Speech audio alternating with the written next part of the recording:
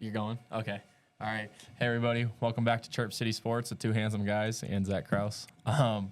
Today, there's a lot to talk about. One, I'd like to just talk about Latu's birthday. Say happy birthday. Little call out to you. Big shout out.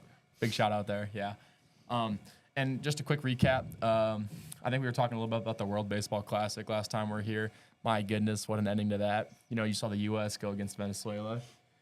Quite frankly, I mean, it was kind of a heartbreaking loss to see the U.S. lose like that. But watching that Bryce Harper bomb in the bottom of the eighth to pull the U.S. ahead was probably like one of the most electric things I've seen in a while. So I think that was really cool to see.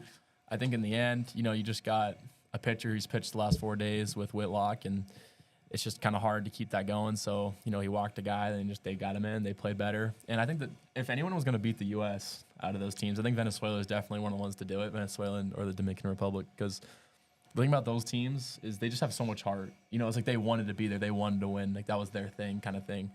The U.S. kind of walked in, and they were, I mean, in a way, kind of acting nonchalant. It's like they didn't have their heart in the sport and the game. And that's why I just think it was really cool to see Venezuela win. As much as I wanted the U.S. to win, I think Venezuela really deserved it and was able to pull out the win in the end. And it was really cool to see, especially with Paul Skeens.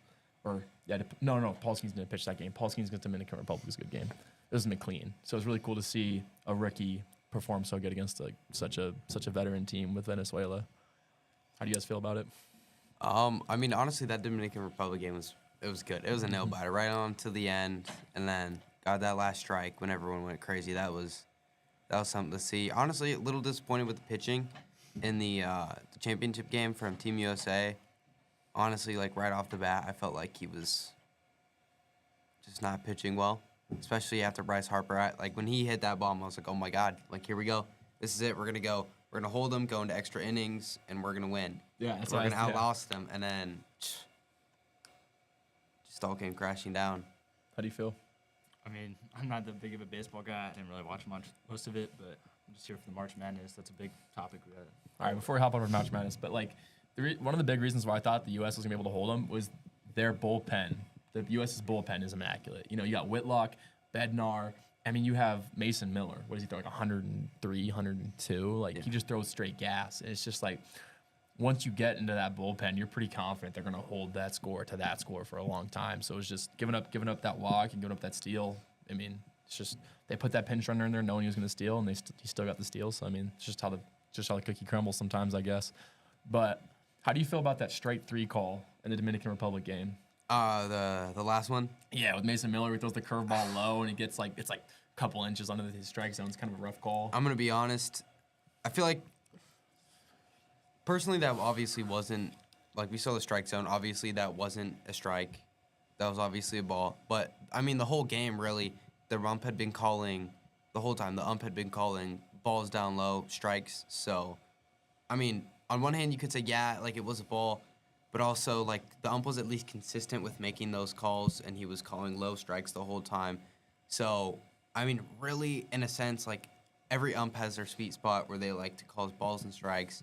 And honestly, it's just, you got to, like, be prepared for that. You got to know he's been calling these all game. I have to adjust. I have to lock in and fight him off down low. He didn't do that. Let two go. Sure, they're in big moments, but, again, he was also calling them there the whole time. You got to adjust. Adjust. Yeah. And how about Aaron Judge doing what he does best? Nothing. Choking in clutch moments, when they actually matter. So.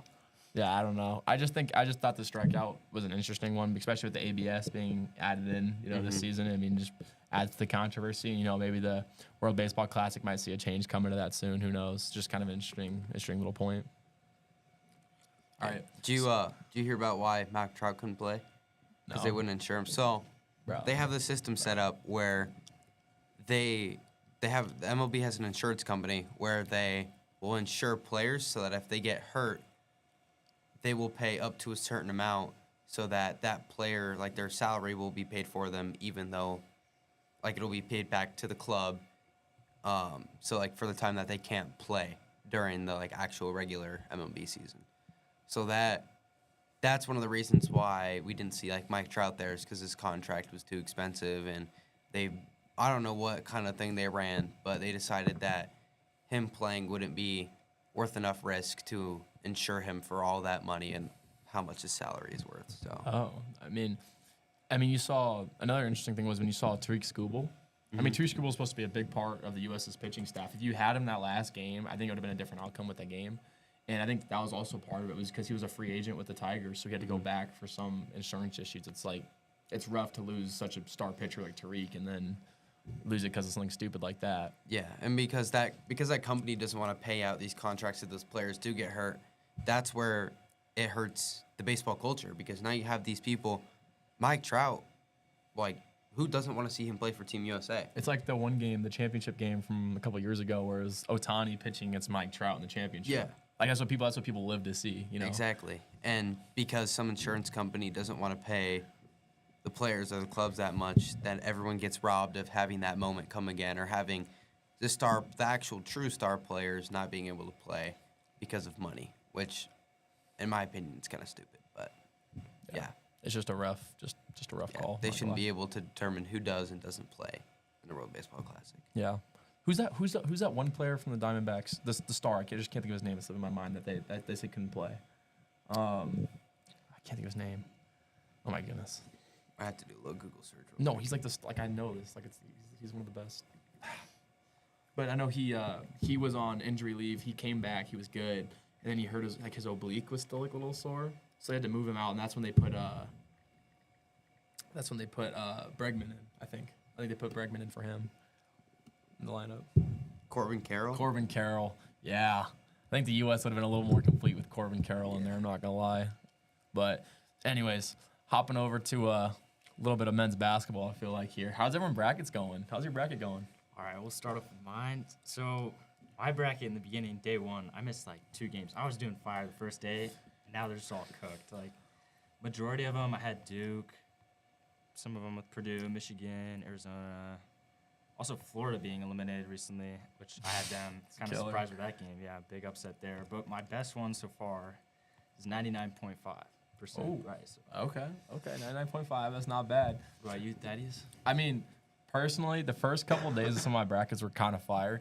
In one of them, I was up to top 5,000. I thought that was pretty lit, and then I ended up losing like a bunch in a row. But just some of the big upset games is one of the things. They were killers. They were killers, and then some of the other ones weren't. You know, like VCU, North Carolina game. Like, bro, North Carolina's up the whole game by how much? And they just sell that. They sell it at the end. It's like it's a rough pull because I had UNC going at least 3 rounds, so it's kind of unfortunate to see that. Don't even start me with the Santa Clara game. The Santa Clara. Yeah, You kidding me? They go down. They make a layup. Kentucky makes a layup, ties the game. Santa Clara goes back down, hits a contested 3 from the left wing.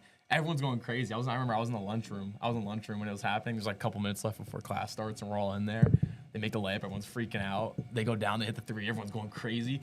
And then they hit the buzzer beater half-court shot. I remember people running around the room. That was probably one of the best games I've seen in a while. That was really fun to watch. And that's when I got that little – when I saw the Nebraska game, oh my goodness, I saw Vanderbilt put that up. I saw it run around the rim. I'm like, oh my goodness, it's another Kentucky situation. I was freaking out for like a second, but then it went out and I was happy. Yeah. But What about the Sierra Duke game? Siena Duke game?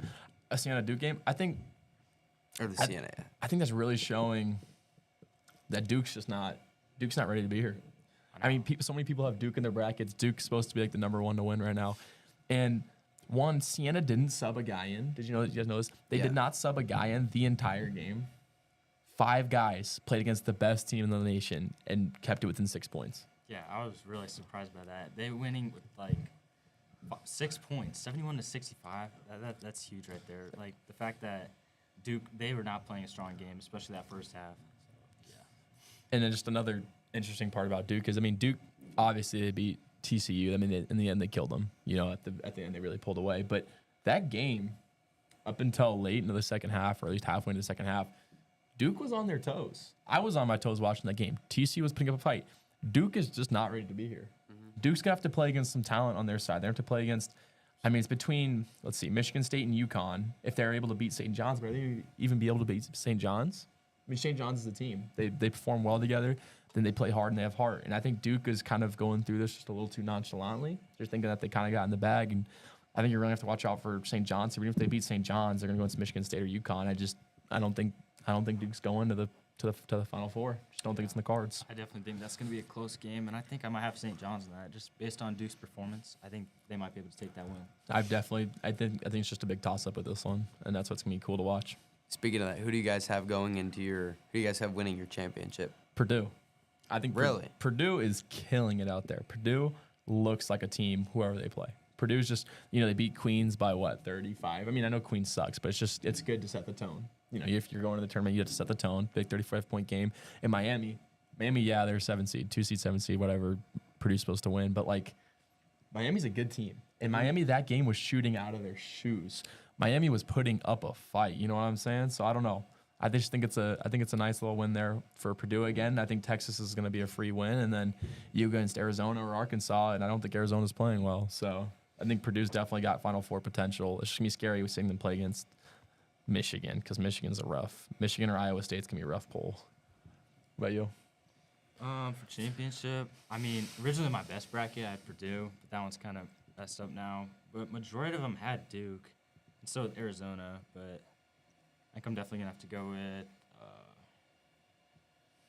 probably Michigan, yeah. Michigan? That's the one I think I'll go with. I think that's for good. now. Michigan's hot. They are. You guys might hate me for this, but I have Duke going all the way. Dude. Yeah, you're just fake. You don't know ball. Well, I feel like a lot of the other teams, like you mentioned, St. John's, they play well together as a team. And honestly, I feel like Duke has a lot of star power. And I think at the end of the day, just their overall talent is better than how well others play together as a team, honestly. Like Nebraska, we play well together as a team, but when you go up against teams who have crazy talent like Michigan, it's just like we all know how it's going to go. I mean, call me crazy, but I think obsession beats talent 100% of the time. I don't know if any of you guys have ever seen The Hustle. It's a little hustle quote from Adam Sandler there, but I mean, as much as talent as Duke has, obviously some of the best in the state, I think a team who wasn't expected to go this far and who's just got so much heart is just going to be able to fight out of their shoes. I don't think the talent is going to be the only kicker here. I think when you get this late into the season, it comes down to who wants it more. Not who's got more talent, but who wants it more, who's willing to play harder. And I think we're going to see that with some teams like Illinois or freaking Iowa State, teams like that. I think you're going to see some of these lower-end teams. I mean, obviously, Iowa State's not a lower-end team, but they're missing their best player. So we'll see. We'll see what happens. Yeah, definitely been a lot of upsets.